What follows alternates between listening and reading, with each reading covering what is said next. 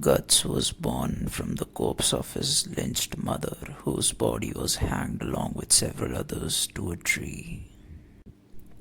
A group of mercenaries passing through the site assumed that the infant is dead before the latter started wailing.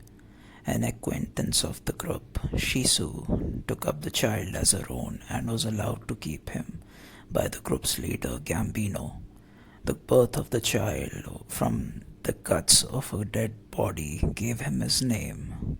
He was branded as the cursed child by birth. 3 years after this incident, Shisu died of plague. From 6 years of age, Guts became a member of the mercenary group. He trained with regular sized sword with men twice or quadruple his size. Even after being ill-treated by him, Guts saw Gambino as a father figure. On the night after his first fight, Guts is visited by a member named Donovan, who rapes him, claiming that Gambino sold him for a night for 3 silver coins. A molested Guts refuses to believe this and kills Donovan the next day.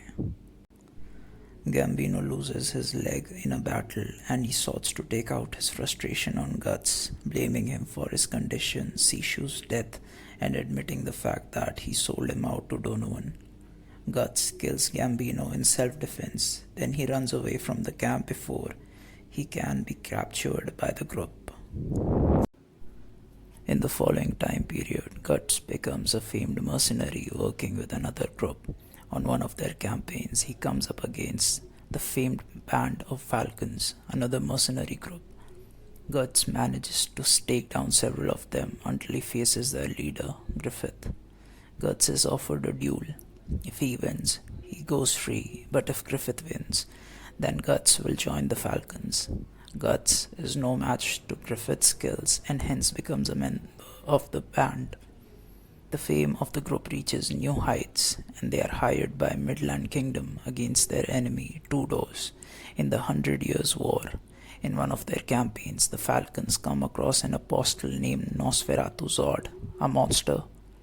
Guts manages to deliver some serious blows to the latter, but is no match to Zod's real form. Griffith comes in to rescue, but he too is badly injured. Zod sees the crimson big head of Griffith and leaves, before warning others of an inescapable death that awaits them if Griffith's dream comes true.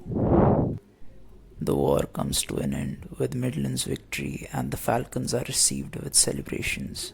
They are promoted as the prime guards of the king, which doesn't set well with several nobles of the kingdom.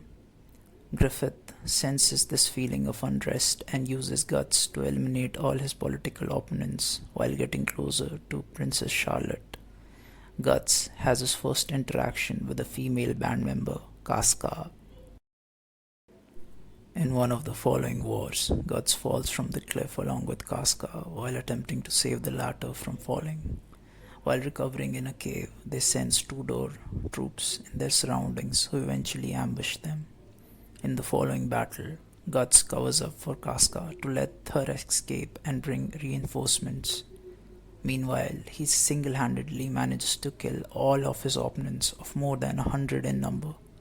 The Falcons arrive to find an injured Guts who is praised by Griffith.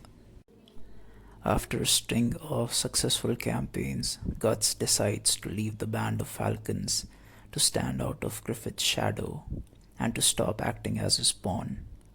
Griffith intercepts him and challenges him to another duel. This time Guts wins and he leaves. Guts again roams around like a lone mercenary before meeting a member of Falcons, who informs him that Griffith was captured by Midland's guards on finding him sleeping with Princess Charlotte. The Falcons, now under Casca's command, were being hunted by Midland forces. Guts tracks down his former group and has a romantic moment with Casca. The group plans to rescue Griffith and infiltrate the kingdom's cellar through sewers. There they see Griffith in a pathetic near-death state. They manage to fend off the guards and escape through the same sewers. As the group camps in a forest, Griffith gathers strength to flee on his carriage with other members in pursuit.